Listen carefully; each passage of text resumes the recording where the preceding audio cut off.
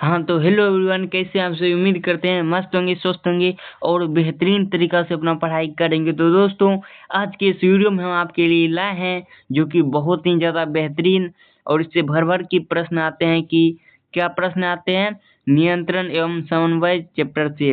वो भी किस चीज़ का चैप्टर है? बायोलॉजी जीव विज्ञान का 5वां नंबर चैप्टर है।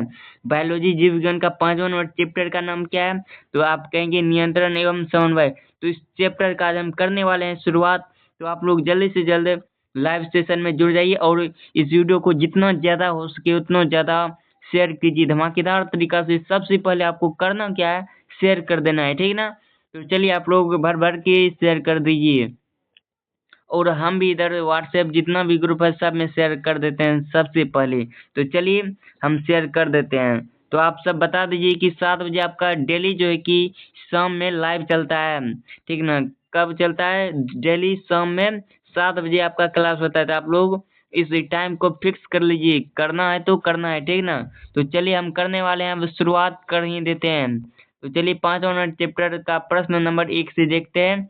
आप लोग शेयर कर दिए हैं ना? शेयर चलिए कर दिए होंगे, हमें उम्मीद और भरोसा है। और हाँ, अगर आप सब अभी तक इस चैनल को सब्सक्राइब नहीं किए हैं तो अभी इस चैनल को पहले सब्सक्राइब कर लीजिए। बहुत ही ज़्यादा मज़ा आने वाला है इस क्लास में, आपको बहुत ही ज़्यादा मज़ा आ जाएगा।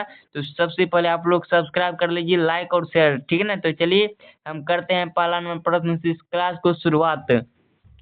जो कि आपका पहला नंबर प्रश्न है, दो तंत्रिका कोशिका की, क्या कहता है पहला नंबर प्रश्न? दो तंत्रिका कोशिका के मध्य यानी बीच में खाली स्थान को क्या कहते हैं? तो सिनेप्स कहते हैं। क्या कहते हैं? सिनेप्स। आपका ऑप्शन नंबर बी जो है कि एक का ऑप्शन नंबर बी बिल्कुल करेक्ट आंसर है।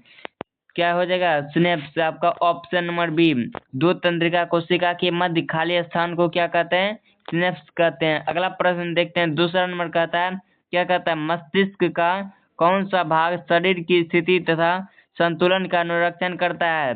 मस्तिष्क यानी दिमाग का कौन सा भाग शरीर की तथा संतुलन का अनुरक्षण करता है? तो दो का सही उत्तर अनुमस्तिष्क हो जाएगा। क्या हो जाएगा? अनुमस्तिष्क। अनुमस्तिष्क। ऑप्शन नंबर सी आपका बिल्कुल सही जवाब हो जाएगा, अनुमस्तिष्क। अगला प्रश्न देखते हैं, तीसरा नंबर जो कि कहता है, क्या कहता है? कहता है प्रश्न, पॉन्स मेडुला और अनुमस्तिष्क है किसका हिस्सा है? तो 3 का सही जवाब ऑप्शन नंबर ये हो जाएगा, अग्र मस्तिष्क का हिस्सा है। आपसे प्रश्न ऐसे भी पूछ सकता है, अग्र मस्तिष्क का हिस्सा कौन हो जाएगा? पॉर्स मेडुला और अनुमस्तिष्क किसका हिस्सा है? अग्र मस्तिष्क यानी हमारा जो मस्तिष्क है उसके आगे वाला भाग का, पॉर्स मेडुला और अनुमस्तिष्क। अगला प्रश्न देखते हैं, चौथा नंबर जो कि कहता है, निम्नलिखित कौन सी अनैच्छिक क्रिया नहीं है? यानी कि कौन अनैच्छिक क्रिया नहीं है, अर्थात ऐच्छिक क्रिया है। ऐच्छिक मतलब हमारा इच्छा से, हमारी इच्छा से कौन क्रिया होता है? तो इसका जवाब बताइएगा। हमारी इच्छा से कौन सा क्रिया होता है? तो ला रहना। कौन हो जाएगा? ला रहना, जो कि आपका ऑप्शन नंबर सी है, बिल्कुल सही जवाब हो जाएगा, ला रहना। तो देखते हैं अगला प्रश्न 5 नंबर। कितना नंबर प्रश्न? 5 नंबर कहता है, मेरु रज्जु निकलता है। मेरु रज्जु निकलता है, कहाँ से निकलता है? तो आपका सही जवाब हो जाएगा क्या? 5 का सही जवाब ऑप्शन नंबर डी हो जाएगा, मेडुला सी। मेरु रज्जु कहाँ से निकलता है? मेडुला से। आपका ऑप्शन नंबर डी बिल्कुल सही जवाब है। तो आप सबका भी जवाब बिल्कुल सही जवाब आ रहा है। तो हमारे साथ बहुत सारे स्टूडेंट जुड़ चुके हैं, जैसे देवराज हो गया, आदित्य हो गया, सुनील संगम हो गया, और ऐसे भी बहुत सारे स्टूडेंट जुड़े हैं, संतोष, सोनू। तो चलिए तो आगे हम बढ़ते हैं, 6 नंबर प्रश्न की ओर देखते हैं। जो कि आपका 6 नंबर प्रश्न कहता है, क्या कहता है? ध्यान से देखिए, निम्नलिखित में कौन सा अंग संवेदीग्राही नहीं है? निम्न में से कौन सा अंग संवेदीग्राही नहीं है? तो 6 का सही जवाब ऑप्शन नंबर बी हो जाएगा, आंख। क्या हो जाएगा? आंख। आपका ऑप्शन नंबर बी बिल्कुल सही जवाब हो जाएगा, आंख। निम्नलिखित में से कौन सा अंग संवेदीग्राही नहीं है? आंख। आपका बिल्कुल सही जवाब हो जाएगा। अगला प्रश्न देखते हैं, 7 नंबर, जो कि बहुत बढ़िया प्रश्न है। तंत्रिका तंत्र की रचनात्मक एवं क्रियात्मक इकाई को कहते हैं। तंत्रिका तंत्र की रचनात्मक एवं क्रियात्मक इकाई को क्या कहते हैं? तो 7 का सही जवाब आपका ऑप्शन नंबर ये हो जाएगा, नेफ्रॉन कहते हैं। क्या कहते हैं? नेफ्रॉन। आपका ऑप्शन नंबर ए बिल्कुल सही जवाब है। चलिए आप सबका भी जवाब सही आ रहा है, ऑप्शन नंबर ए, ठीक है। अगला प्रश्न देखते हैं, 8 नंबर कहता है, शरीर का संतुलन बनाए रखता है। शरीर का संतुलन कैसे बनता है? बनाता है शरीर का संतुलन? तो इसका सही जवाब ऑप्शन नंबर डी हो जाएगा सेरिब्रम।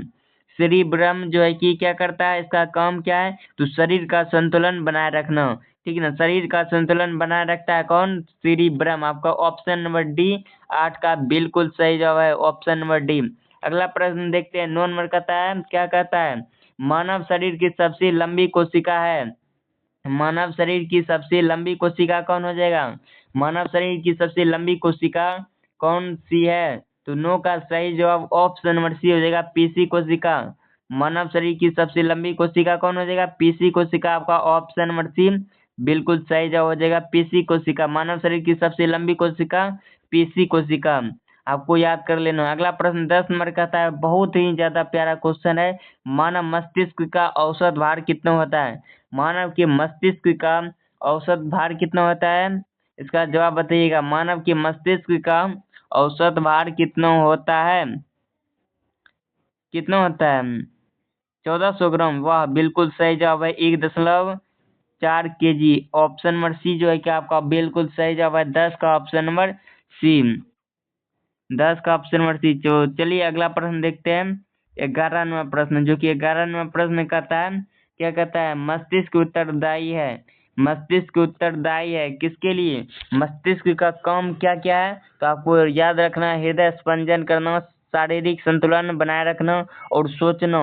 ये तीनों काम है किसका, मस्तिष्क का। यही मस्तिष्क ये सभी काम करता है, तो इसका जवाब ऑप्शन नंबर डी हो जाएगा, जो कि आपका भी क्लियर जवाब है। अगला प्रश्न देखते हैं, 12 नंबर कहता है, सिनेप्स नर्व्स पाया जाता है, तो 12 का सही जवाब किसमें पाया जाता है, तो ये पाया जाता है वृक्क यानी किडनी में। सिनेप्टिक नर्व्स किसमें पाया जाता है, वृक्क किडनी में। आपका ऑप्शन नंबर ए बिल्कुल सही जवाब हो जाएगा। बढ़ते हैं आगे 13 नंबर प्रश्न, जो कि प्रश्न कहता है, मानव शरीर में सबसे लंबी कोशिका कौन हो जाएगा, तंत्रिका कोशिका। आपका ऑप्शन नंबर बी बिल्कुल करेक्ट आंसर है, तंत्रिका कोशिका, ठीक है ना। मानव शरीर में सबसे लंबी कोशिका कौन हो जाएगा, तंत्रिका कोशिका। आपका ऑप्शन नंबर बी बिल्कुल सही हो जाएगा। चलिए यहाँ पर हाँ 9 का भी सही जवाब लगा लीजिएगा, मानव शरीर की सबसे लंबी कोशिका तंत्रिका कोशिका हो जाएगा, ठीक ना, तंत्रिका कोशिका यानी न्यूरॉन। चलिए आगे बढ़ते हैं हम, कितना नंबर, अब आगे बढ़ते हैं 14 नंबर प्रश्न, ठीक ना। 14 नंबर प्रश्न ये तो हो गया, मानव शरीर की सबसे लंबी कोशिका कौन हो जाएगा, तंत्रिका कोशिका। मेरुरज्जु के आघात से क्या होता है, मेरुरज्जु के आघात से क्या हो सकता है, इसका जवाब बताइएगा आप लोग। मेरुरज्जु के आघात से क्या हो सकता है, तो इसका सही जवाब ऑप्शन नंबर बी हो जाएगा, बौनापन। मेरुरज्जु अगर खराब हो जाएगा तो क्या हो जाएगा, बौनापन की स्थिति आ जाएगा। मेरुरज्जु की आघात से क्या हो सकता है, बौनापन हो सकता है। अगला प्रश्न देखते हैं 15 नंबर, कितना नंबर, 15 नंबर देखते हैं। प्रश्न कहता है, मस्तिष्क का सबसे बड़ा भाग है, अगर हम बात करें मस्तिष्क का, तो इसका सबसे बड़ा भाग कौन हो जाएगा, तो इसका सबसे बड़ा भाग होता है मध्य मस्तिष्क। मध्य मस्तिष्क जो होता है आपका बिल्कुल सही जवाब हो जाएगा, ऑप्शन नंबर सी, मध्य मस्तिष्क सबसे बड़ा भाग होता है।